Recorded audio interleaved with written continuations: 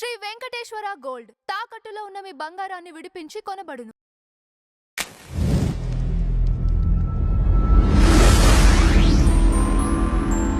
అందరికీ నమస్కారం. నేను మీ కిరా కార్పిణి. ఆర్కే రోజా నగరీ శాసనసభ్యురాలు మాజీ ఆవిడ నా మీద ఒక ట్వీట్ చేసింది, ఎక్స్లో పోస్ట్ పెట్టింది. ఒకసారి చూద్దాం.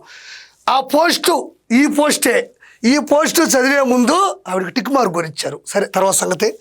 దాని ముందు ఆవిడకి ఇచ్చినటువంటి పదవులు అవన్నీ చూద్దాం. చదివే ముందు మనం ఒక మార్కు తీసుకోవాలి, ఎందుకంటే ఆవిడ మార్కు మనం చూపించాలి కాబట్టి. ఇక్కడ చూడండి, కొత్తమట్టంగా కూర్చున్నటువంటి ఒక ఫోటో. ఫాలో కొట్టండి అంటున్నారు, మరి ఎంతమంది కొడతారో మరి మనకు తెలియదు. Ex MLA Nagari, ex minister for tourism, culture and youth advancement, government of Andhra Pradesh.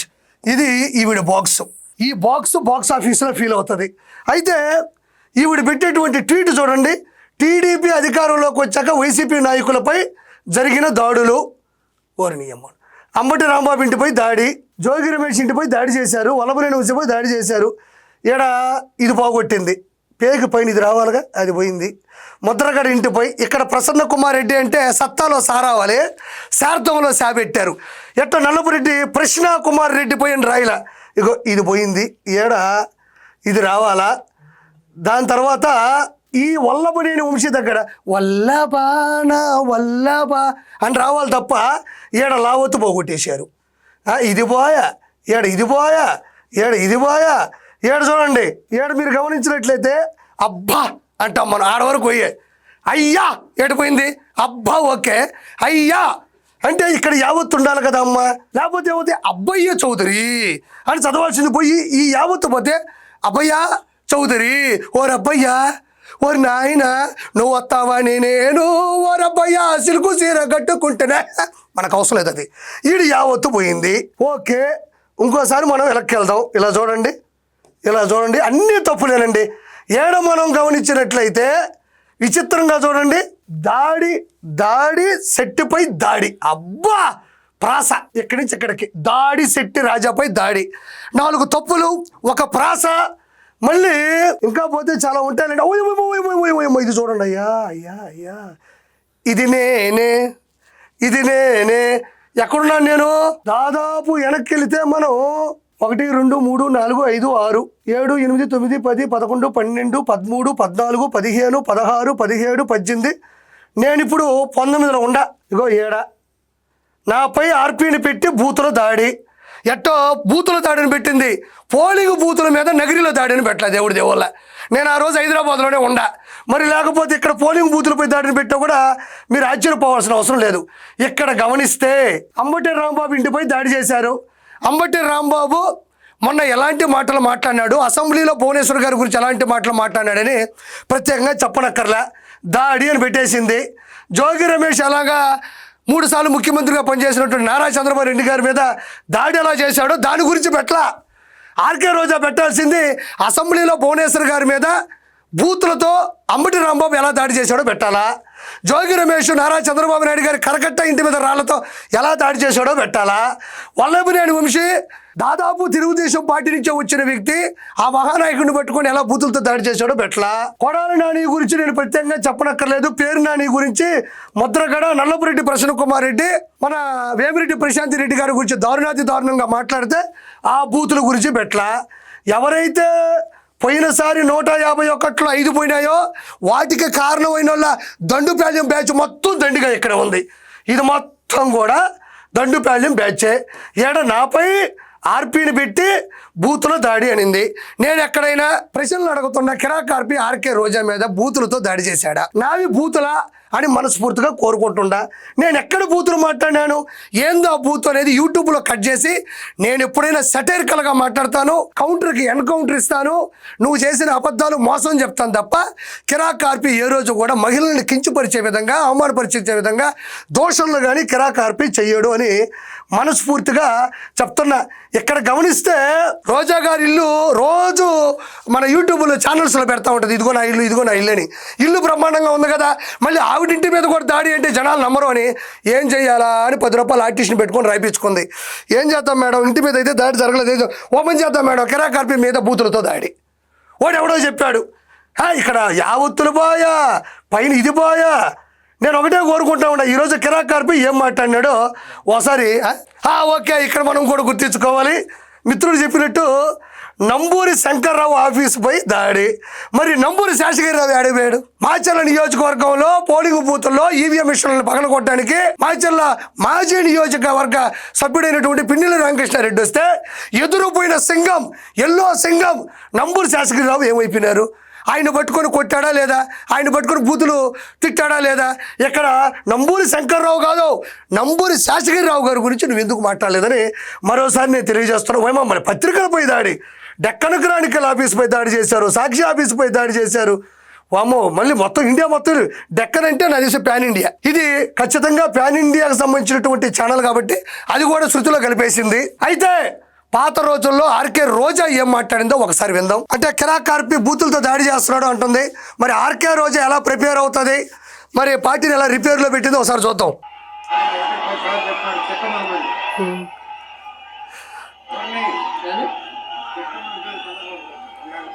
సరే, వైఎస్ఆర్సీపీకి సంబంధించినటువంటి ఒక అతిపెద్ద సభలో దాదాపు జనాలు ఎక్కువగానే వచ్చినారు. డబ్బులు ఇస్తే, బీర్ ఇస్తే, ఖచ్చితంగా బిర్యానీ ఇస్తే ఖచ్చితంగా జనాలు వస్తారు. అది వైఎస్ఆర్సీపీ అందేసిన చెయ్యి. అయితే ఒక అతిపెద్ద సభలో ఆర్కే రోజా మాట్లాడడానికి అత్యుత్సాహంతో అడుగుపెట్టిందయ్యా. ఆ టైంలో ఒక సీనియర్ నాయకుడు ఆవిడికి ఏం చెప్తున్నాడో ఒకసారి వినండి.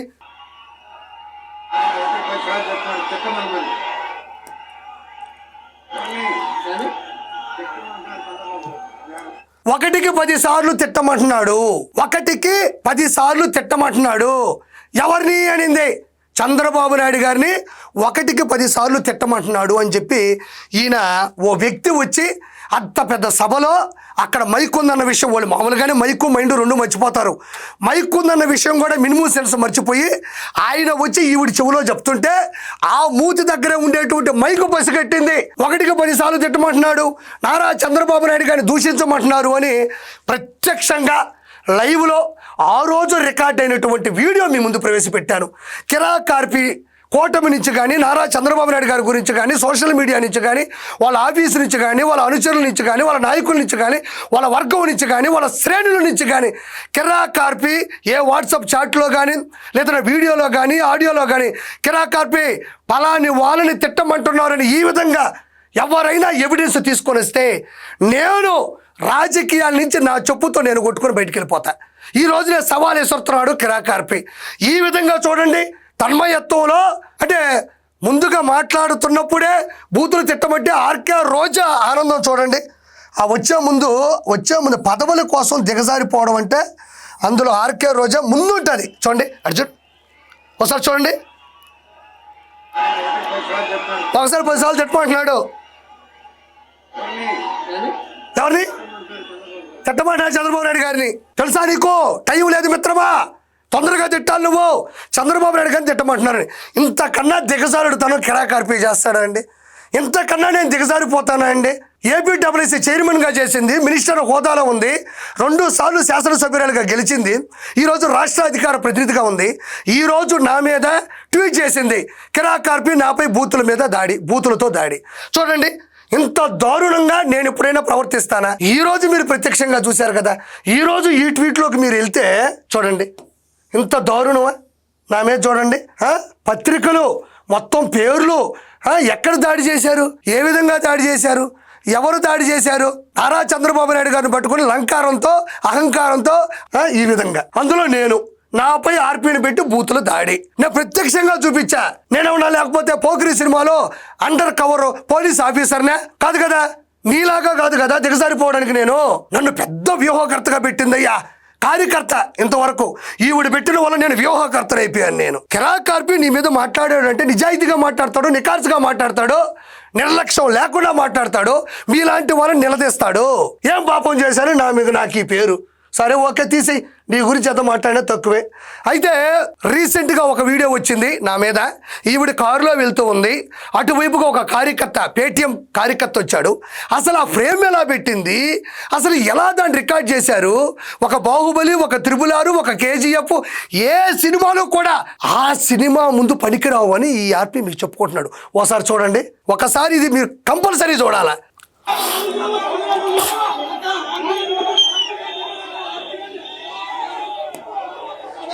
ఇక్కడ ఈవిడో ఏదో ఒక ఫంక్షన్కో మరి ఏదన్నా సమావేశానికో సభకో సమీక్షకో వెళ్తా ఉంది. కారులో ముందు డ్రైవర్ పక్క సీట్లో కూర్చోంది, డ్రైవర్ ఉన్నాడు. ఇక్కడ ఈ పిల్లోడు ఉన్నాడు. ఆర్పీని వదలొద్దు, ఆర్పీని వేసేయాలా, ఆర్పీని ఖతం చేయాలని వాడు పరిగెడుతూ డోరు పట్టుకొని ఆర్పీని వేసేయాలా, ఆర్పీ ఉండకూడదు, ఆర్పీ లేకూడదు అంటాడు. పెద్ద పెద్ద బయోపిక్లు ఉంటాయి చూడండి, రాజకీయ నాయకులు బయోపిక్లు, ఊహ చరిత్రలు కావచ్చు, ఏమైనా కావచ్చు. అక్కడ కూడా ఈ ఫ్రేమ్ క్రియేట్ చేయలేము. ఇక్కడ మళ్ళీ చూడండి ఏమనుకోకుండా, ఇక్కడ చూడండి.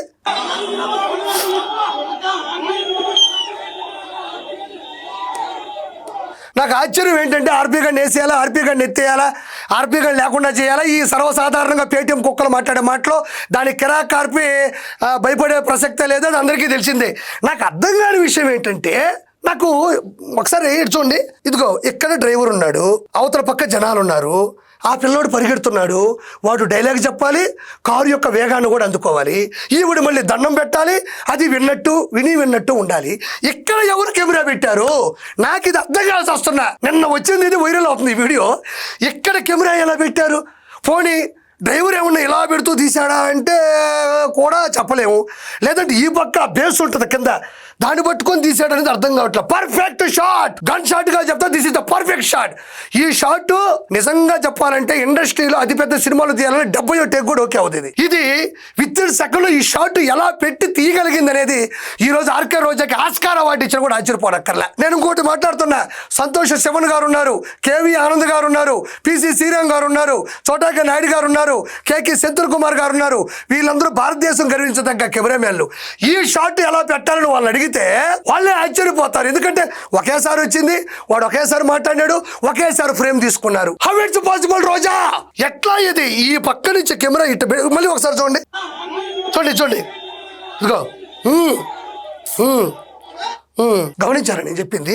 అంటే నేను అనేది ఈ ఒక్క ఫ్రేమ్ గురించి నేను మాట్లాడేది నాకు అర్థమై సావట్లేదు. అసలు ఎట్లా పాసిబుల్ ఇది? ఆ పిల్లోడు ఎట్ట పరిగెత్తాడు, ఈవిడ మళ్ళీ వేగంగా వెళ్తుంది, ఆపేసిందంటే అదో తలకాయ నొప్పి. మళ్ళీ ఇంకొన్ని ప్రశ్నలు ఎవరైనా వచ్చారనుకో బయట వాళ్ళు, వాటికి సమాధానం చెప్పలేదు, బండి ఏమో స్లో చేయలేదు, ఆ పిల్లోడు ఆగితే డైలాగ్ చెప్పలేడు, ఈ పక్క కెమెరా ఎట్ట పెట్టారు ఈ రోజుకి అర్థం కావట్లా. హౌ ఇట్స్ పాసిబుల్ ఆర్కే రోజా? నన్ను తిట్టారు, నన్ను అన్నారు, ఐ డోంట్ కేర్. నాకు అర్థం కాని విషయం ఏంటంటే, నువ్వు ఎప్పుడు డైరెక్టర్ అయినావు, నువ్వు ఎప్పుడు సినిమాటోగ్రాఫర్ అయినావు, నీకు అన్ని తెలివితేటలు వచ్చినాయి. రన్నింగ్ కారులో వాడు డైలాగ్ చెప్తుంటే ఇటువైపు నుంచి ఫ్రేమ్ పెట్టి పెద్ద పెద్ద మేధావులు, మేధస్సు ఉన్నవాళ్ళు, సినిమాటోగ్రాఫర్లు, అంతర్జాతీయంగా ఎదుగున వాళ్ళు కూడా అర్థం కానటువంటి షాట్ ఇది. కాబట్టి కిరాక్ ఆర్పీ గురించి నువ్వు ట్వీట్ చేయడంత మాత్రాను కిరాక్ ఆర్పీ గురించి ఇలాగా లేనిపోని కెమెరా లెన్సులు పెట్టి ఏదో వీడియోలు రికార్డ్ చేస్తానో కిరాక్ ఆర్పీకి ఏమాత్రం భయపడడు. కిరాక్ ఆర్పీ అనేవాడు కూటమి ప్రభుత్వం నుంచి, టీడీపీ నుంచి నికార్సగా బయలుదేరినటువంటి ఒక యోధుడు. వాడు నీలాగా అమ్ముడు పోడు. ఇలా ప్రత్యక్షంగా లైవ్ వస్తుంటే పలానా తిట్టమంటుంటే ఎగిసిపడే కెరటం కిరాక్ ఆర్పీ కాదు. వాడు ఎగబడతాడు, తిరగబడతాడు, ప్రశ్నిస్తాడు, ఎదిరిస్తాడు, కావాలంటే టీడీపీ కోసం ప్రాణాలు కూడా ఇస్తాడు. Thank you so much.